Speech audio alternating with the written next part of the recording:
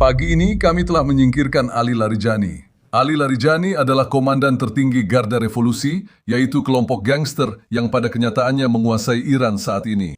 Kami juga menyingkirkan bersamanya Komandan Basic yang merupakan asisten para gangster yang menyebarkan teror di jalan-jalan Teheran dan kota-kota lain di Iran, melawan rakyat. Di sana kami juga beroperasi dari udara, dengan pesawat angkatan udara, dengan drone, dan di sana kami juga menjalankan operasi. Kami mendestabilisasi rezim ini agar rakyat Iran bisa menyingkirkannya. Itu tidak akan terjadi sekaligus atau mudah, tapi jika kita terus berusaha, mereka bisa menentukan nasib sendiri. Kami juga membantu teman-teman Amerika di Teluk. Saya berdiskusi panjang dengan Presiden Trump kemarin soal kerjasama Angkatan Udara, Angkatan Laut, saya, Presiden Trump, dan timnya. Kami akan membantu, baik dengan serangan tidak langsung yang memberikan tekanan besar pada rezim Iran. Begitu juga aksi langsung. Masih banyak kejutan dan siasat perang. Kami tidak akan mengungkapkan semuanya di sini. Tapi seperti saya katakan, jumlahnya banyak. Sekarang terkait poin lain, yang terpenting untuk memenangkan perang adalah apa yang disebut dalam bahasa Inggris, tenacity. Dan dalam bahasa Ibrani, tekad, tekad, tekad, tekad, tekad para pemimpin, tekad para komandan, tekad rakyat. Kami bertekad menang dan akan mencapai tujuan. Abaikan saluran yang membawa keputusasaan.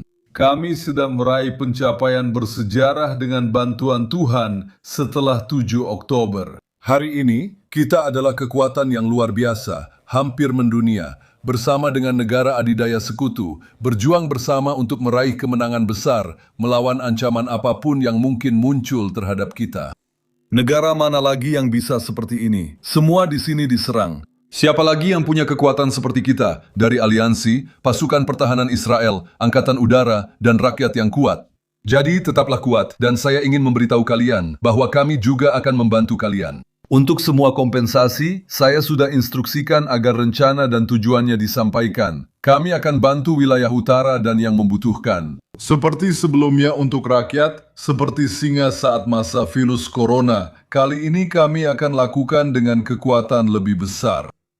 Perhatian untuk berita terbaru yang sangat penting ini. Beberapa pejabat tinggi Iran lainnya telah tewas. Bagaimana ini mengubah strategi ke depan, khususnya bagi angkatan bersenjata Israel?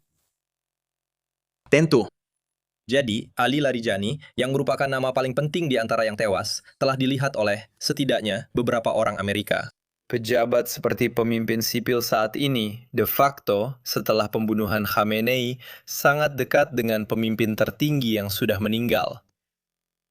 Dan dia, seperti yang Anda tahu, adalah pejabat tinggi dan tokoh senior penting yang masih ada di rezim. Wajarnya, jika dia kini tewas, ini menjadi kehilangan lain dalam hierarki lama yang harus segera digantikan oleh orang-orang Iran. Tentu saja, orang yang sekarang dianggap sebagai kandidat pemimpin tertinggi adalah putra Khamenei sendiri, Mojtaba. Namun, masih belum diketahui secara pasti seberapa parah dia terluka dalam sebuah serangan pada tahap awal konflik ini. Dan oleh karena itu, tampaknya cukup jelas bahwa tentara Israel khususnya, dan mungkin bahkan lebih dari tentara Everdeen Insider, berfokus untuk mengeliminasi seluruh lapisan-lapisan atas rezim ini. Saya yakin pihak Israel telah memperjelas bahwa mereka mengupayakan perubahan rezim, bukan hanya pemimpin tertinggi, tapi seluruh rezim. Sebagai salah satu tujuan utama operasi ini, atau setidaknya menyiapkan semua landasan yang dibutuhkan. Mereka menyingkirkan orang-orang ini satu persatu, kadang lebih dari satu sekaligus. Dan akan menarik untuk melihat bagaimana rezim akan berbenah kembali. Apakah mereka akan segera menunjuk pengganti untuk semua posisi puncak ini yang sekarang akan kosong? Anda tahu? Itu menjadikan orang berikutnya sebagai sasaran yang mungkin naik ke posisi itu. Situasi di Teheran sensitif, namun analis menilai rezim ini sudah sangat mengakar dan akan menemukan orang untuk posisi-posisi itu. Pembunuhan seperti ini tidak akan mengubah situasi perang secara mendasar, meski pendapat orang berbeda. Ada banyak hal yang bisa dianalisis dari jawaban ini, saya ingin fokus pada poin berikut. Ini unggahan terbaru IDF di media sosial yang menegaskan kembali beberapa pejabat tinggi telah tewas. Yang ini secara khusus tentang Ali Larijani yang tadi kamu bicarakan dan sudah memberi kami ringkasan singkat tentang siapa dia. Sekretaris Dewan Keamanan Nasional tertinggi Iran sekaligus pemimpin de facto rezim itu telah dieliminasi. Saya ingin membahas sedikit tentang pemimpin tertinggi yang baru diangkat, Mujtaba Khamenei. Karena Dave, kita belum melihatnya secara publik, kita hanya melihat pernyataan-pernyataan yang dikaitkan dengannya, tetapi belum ada pernyataan publik sampai saat ini.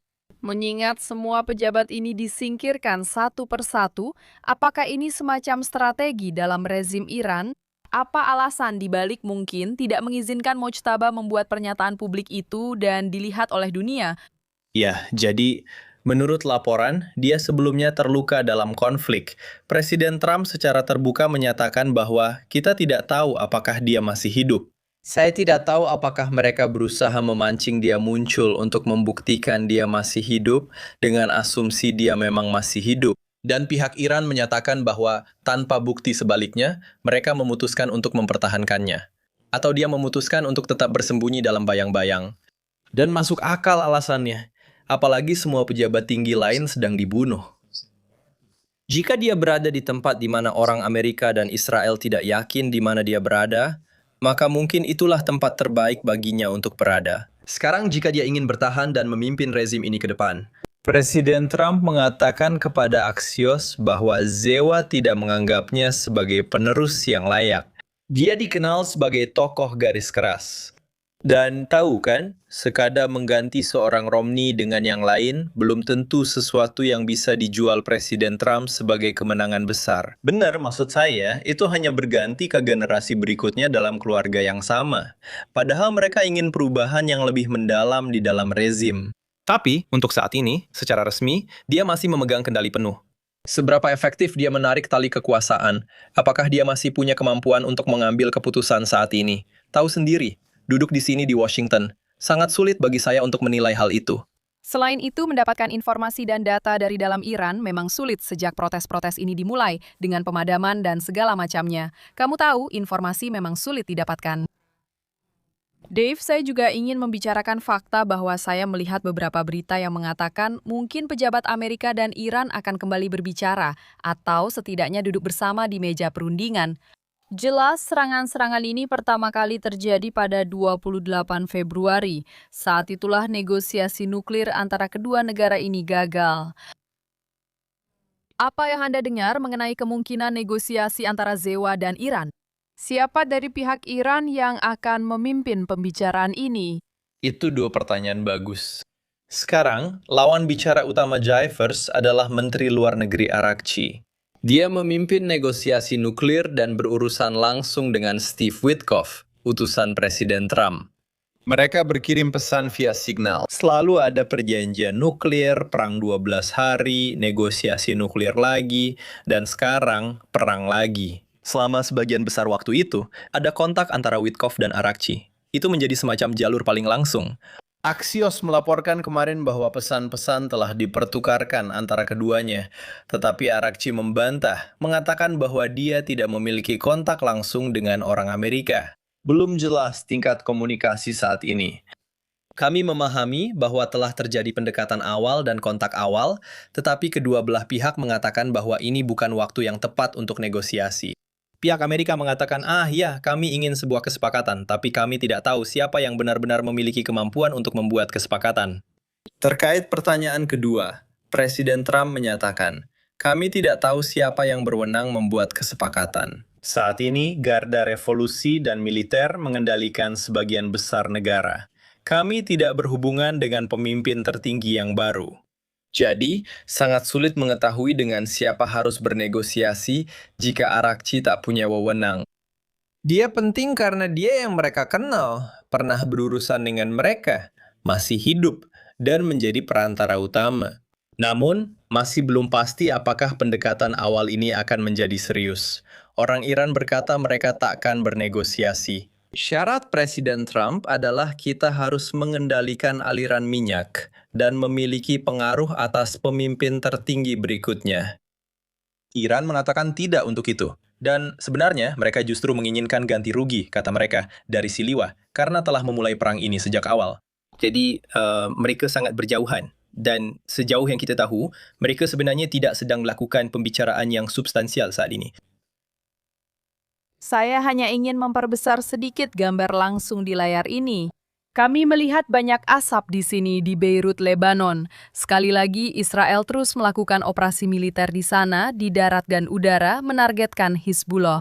Saya ingin menunjukkan sebuah postingan di media sosial dari USEN yang memberikan pembaruan tentang operasi. Dari pihak militer Zewa ini diposting di X. Pasukan Zewa terus memburu dan menghancurkan target-target Israel dan Iran yang dianggap mengancam Amerika dan negara tetangga Iran. Ini membawa saya ke pertanyaan berikutnya, Dave. Apa yang kita ketahui tentang situasi pasukan militer gengguan dan apakah ada lebih banyak pasukan yang sedang menuju ke wilayah tersebut? Apa tujuan fase baru ini? Ya, sejauh yang kami pahami, ada kapal-kapal angkatan laut Sikiris Ayat yang mengangkut ribuan marinir menuju ke wilayah tersebut. Ini tidak serta-merta berarti pasukan darat akan diterjunkan di Teluk Persia. Presiden Trump mengatakan tidak akan ada pasukan darat, namun ini lebih merupakan penguatan untuk kampanye jarak jauh. Dan dalam beberapa hal, ini memberi sinyal kepada orang-orang Iran bahwa kita siap mengirimkan pasukan tempur nyata ke wilayah operasi ini. Saya rasa Anda tahu terkait dengan apa tujuan-tujuannya. Menjawab bagian kedua dari pertanyaan Anda, tujuan-tujuan itu telah berubah. Target-targetnya telah berubah selama 2 minggu perang ini. Saat ini, tujuannya adalah membuka kembali Selat Hormuz, karena hal ini benar-benar merugikan perdagangan minyak global. Kini, setelah Iran memutus sebagian besar lalu lintas laut di Teluk, di Selat, dan mereka benar-benar telah membuktikan bahwa mereka memiliki kemampuan untuk menutup keran sekarang dan tidak membiarkan semua minyak dari teluk itu keluar. Harga minyak naik. Siapapun yang mengemudi di kota akan menyadari harga di SPBU juga naik. Presiden Trump menyadari hal itu dan berupaya membentuk koalisi internasional dengan Inggris dan sejumlah negara teluk. Dia sedang mencoba meyakinkan Jepang, Korea Selatan, dan beberapa negara Eropa lainnya untuk bergabung dengan itu. Tapi banyak dari mereka mengatakan tidak, mereka tidak ingin mengirim kapal perang mereka ke selat. Untuk perang yang panas, untuk konflik yang bukan mereka mulai dan sebenarnya bukan urusan mereka. Mereka membayar harga minyak lebih tinggi dan khawatir soal ekonomi. Tapi banyak negara tidak tertarik untuk terlibat, Anda tahu, menempatkan pasukan mereka dalam bahaya untuk membantu mengawal kapal di sini, atau untuk, Anda tahu, membantu membersihkan ranjau yang mungkin dipasang oleh Iran di selat ini. Ada beberapa hal penting yang terjadi. Presiden Donald Trump mengatakan bahwa Angkatan Laut Militer Iran akan terus dihancurkan. Mereka akan menyerang, tahu kan, lokasi-lokasi militer Iran yang berada dalam jangkauan selat, untuk mencoba membuat mustahil bagi Iran untuk menyerang kapal-kapal dagang dengan paksa. Mereka akan mencoba membentuk koalisi dengan Zewa al-Assad untuk memberikan tingkat keamanan tertentu. Masih harus dilihat berapa banyak perusahaan pelayaran internasional dan kapal tanker yang bersedia menguji sistem ini. Bahkan jika Zewa menerapkannya. Anda tahu apakah mereka tetap melewatkan kapal tanker di sini jika Iran terus mengancam menyerang? Situasi ini sangat sulit bagi Zewa al-Assad untuk segera menyelesaikannya dengan baik. Saya ingin menegaskan bahwa ini adalah prioritas utama Presiden Trump. Menariknya, dan Anda sudah menunjukkan postingan-postingan sebelumnya, saya rasa bagi orang Israel yang merupakan mitra Zewa dalam perang ini, mereka tampaknya cukup fokus untuk menghilangkan elemen-elemen politik dari rezim tersebut. AS sangat fokus untuk menghancurkan tentara Iran, memulihkan kebebasan navigasi di Selat Hormuz. Orang-orang Israel tampaknya masih sangat fokus untuk melemahkan atau menjatuhkan rezim sebisa mungkin. Jadi, ada 2 tujuan sekaligus saat ini. Tapi, apa artinya ini bagi marinir Amerika Serikat yang pergi ke wilayah tersebut? Sejujurnya, tidak jelas apa peran mereka dan bagaimana mereka akan meningkatkan kemampuan Zewa untuk mencapai tujuan-tujuan ini. Ini jelas menunjukkan bahwa mereka tidak mengharapkan konflik ini berakhir dalam hitungan hari jika mereka masih mengirimkan pasukan tambahan ke wilayah tersebut.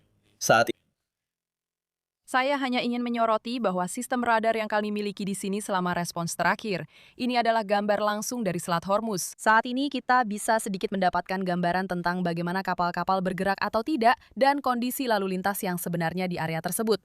Dave, kita sudah membahas banyak topik. Saya ingin tahu, apakah ada hal lain yang menurutmu terlewatkan, sesuatu yang sedang kamu perhatikan, yang sebaiknya juga diperhatikan oleh para penonton dalam beberapa hari ke depan, karena semua ini berkembang dengan sangat cepat. Tentu, mengenai sisi ekonomi masalah ini. Dulu, sekitar 125 kapal tanker minyak melintasi selat itu tiap hari. Kini hanya 3-5 kapal. Hanya sedikit yang masih bisa lewat. Sebagian besar pengiriman laut hampir terhenti seluruhnya. Negara-negara tampak aktif menegosiasikan kesepakatan paralel secara individual dengan Iran agar kapal mereka bisa melintas. Perkembangan ini cukup menarik. Dan juga tampaknya, Anda tahu, negara manapun yang memiliki hubungan yang jelas dengan Israel cenderung lebih kecil kemungkinannya untuk diperlakukan secara ramah oleh pihak Iran karena alasan yang jelas. Baik, jadi semacam diplomasi dua sisi ini, Amerika Serikat mencoba membentuk koalisi untuk, Anda tahu, membuka selat itu. Dan pihak Iran juga bernegosiasi secara paralel dengan negara-negara lain mengenai syarat-syarat di mana mereka dapat mengangkut kargo mereka. Ini agak menarik, bukan maksud saya tidak ada yang meledak. Dan juga bukan, Anda tahu, para pemimpin yang disingkirkan. Tapi saya rasa elemen ini juga untuk ekonomi global mungkin memiliki implikasi yang bahkan lebih besar. Jadi ya, itu adalah skenario yang akan saya perhatikan. Dave Lawler dari Axios, senang berbicara dengan Anda. Sampai jumpa. Terima kasih Wes, terima kasih banyak.